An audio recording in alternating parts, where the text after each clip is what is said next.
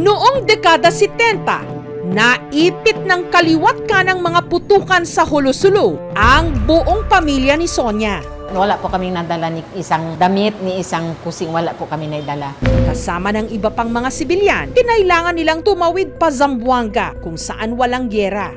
Ang tangi lang nila noong naisalba ang singsing ng kanilang ina na si Cecilia. Nag-umpisa yung nanay namin sa pag-open ng business. So yun ang sinanla niya. At ang perang nakuha nila, ang ginamit nila sa pagpapatayo ng isang munting kainan. Ang kanilang inihain, ang recipe ng kanilang lolo sa Hulo-Sulu. Naaawa siya, magkapera lang ang lolo daw namin pag may dumadaong na barko. Sabi niya, gusto mo magkapera ng araw-araw? Sabi ng lolo ko, bakit hindi? So sabi niya, ito, pang araw-araw mo to, ito income. Gawa sa karne at atay ng manok at baka na tinusok sa barbecue stick. Inihaw na dinernuhan ng mamula-mula at maanghang na sabaw. Ito ang sati.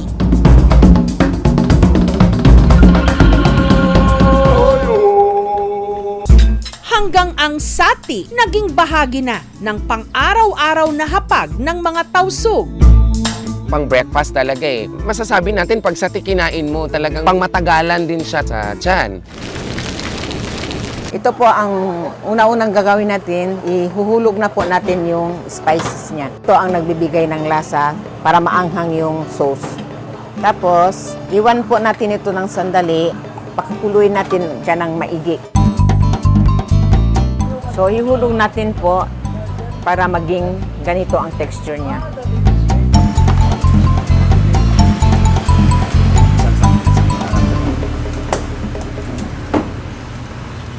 Nahahawig daw ito sa satay o sate ng Malaysia at ng Indonesia. Yung sati nila, yung para siyang dry, hindi tulad sa atin, masabaw. Kasi in-improvise na lang man yan ng lolo namin. Pangmasa talaga ang sati. I'm from Cebu now. Every time umuwi ako ng Zamboanga, I used to come to Jimmy Sati dahil napakasarap. Yung spicy niya, tamang-tama lang. Nag-umpisa kami sa isang native na manok hanggang dumami siya umabot siya ng mga 20 heads. Hanggang ang iisa nilang kainan, nanganak pa ng isa. Lahat ng ito, utang nila sa isinanglang singsing ng kanilang ina. Kundi dahil sa sinsing ni mama dito sa Zamboanga, wala kami. Siguro watak-watak kami magkapatid. Sa pinakatimog na bahagi ng Pilipinas,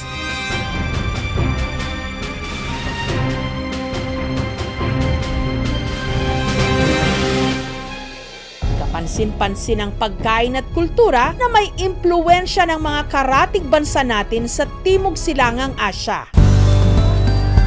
Pero sa lahat ng mga ito, may natatangi na maipagmamalaki raw na sariling atin. Native Tausug Delicacies. Kung tawagin, Bangbangsug. Pwede siya appetizer, pwede siya dessert, pwede siya kakanin. Pwede mo siya mabili kahit saan. Ang may alam lang daw na lutuin ito sa bayan ng Luok sa Sulu, ang mga kababaihang Tausug na inatasan daw silang gawin tuwing may espesyal na okasyon. Kadalasang 100 klase raw ng pagkain ang bangbangsug kung saan bawat isa sa kanila may toka na lutuin. Isa rito ang tila pancake na gawa sa malagkit na bigas, asukal at gata na kung tawagin, panyam. Dain, pag ginangon na mo ini, bukas si patapong. Pag-ubos din doon, lamuran siya putan. Iwan sukal, iwan gata-gata, pukaun biyayan. Ang patubig, anang tubig mari, papanyam.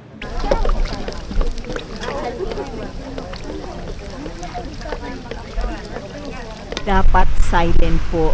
Kumbaga, solemn talaga. Dahil dito nakikita kung ano ang saloobin mo sa paggawa ng panyam. Napag-alaman din namin ang mga kababaihang nagluluto hindi nakapag-aral.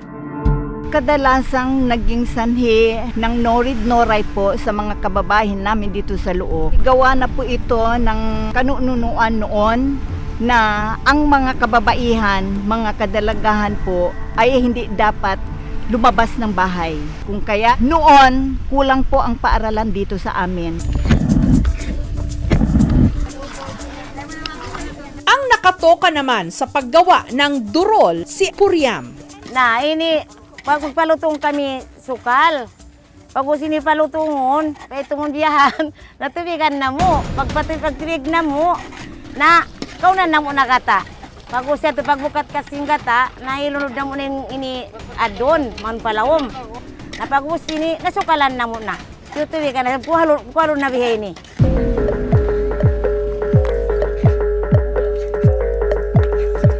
Para itong suman na gawa sa malagkit at asukal. Para hindi mapagod sa alitan sa paghahalo.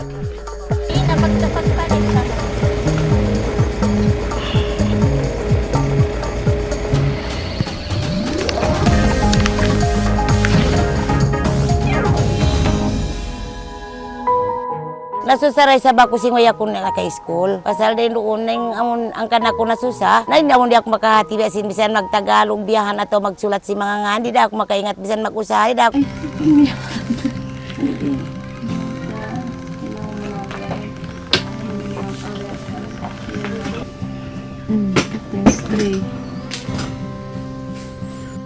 Hindi man nakatuntong ng paaralan dahil naman sa kanyang durol na pag-aral ni Puryam ang 2 sa 4 niyang mga anak. Ba't mo ulit to di maginang na katumtuman ko nga mun hinangi ina nagbuy ka.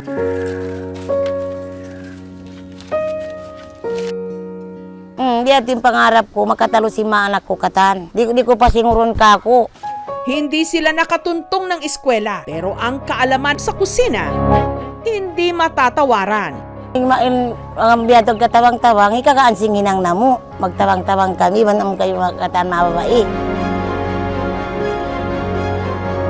Karina ka mo, kung nakita niyo. Napakasarap. Malambot tapos matamis. Nilalagayan ng gata. Masarap talaga. Ang pagkaing tausog, kalimitang pinapa-espesyal din daw ng gata. Katunayan, meron sila ritong luto sa manok na madalas daw inihahanda para sa mga prominenteng bisita. Naipatikim ng araw nila ito, pati sa Pangulo ng Republika. Ano ito? Ang lumilipad sa sarap nilang putahe. Susunod na nating titikman.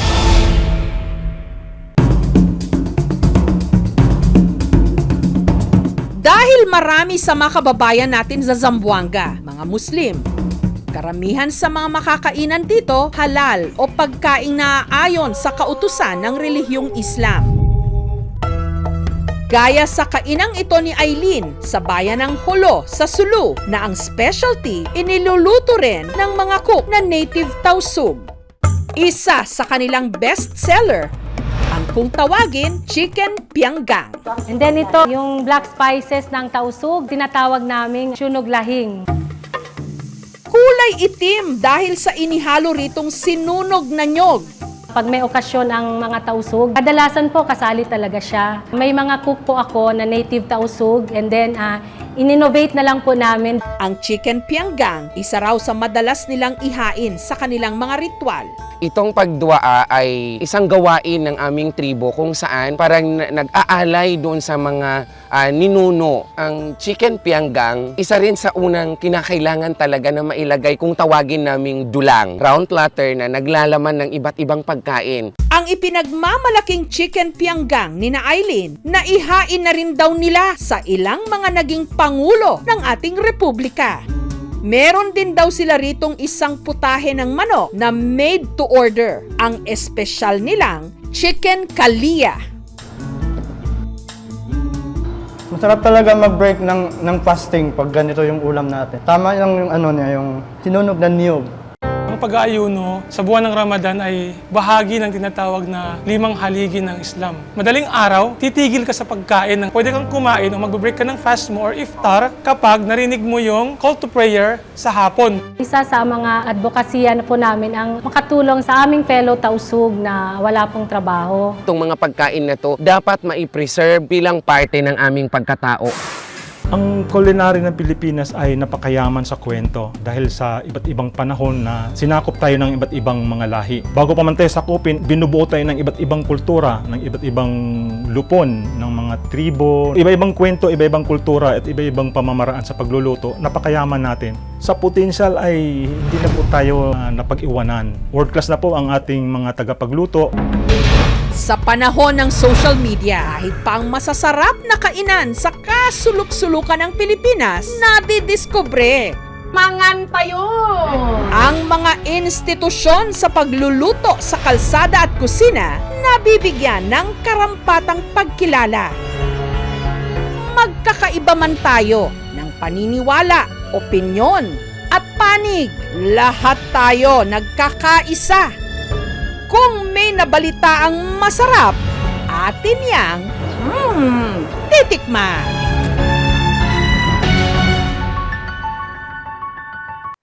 Thank you for watching, mga kapuso. Kung nagustuhan niyo po ang videong ito, subscribe na sa GMA Public Affairs YouTube channel. And don't forget to hit the bell button for our latest updates.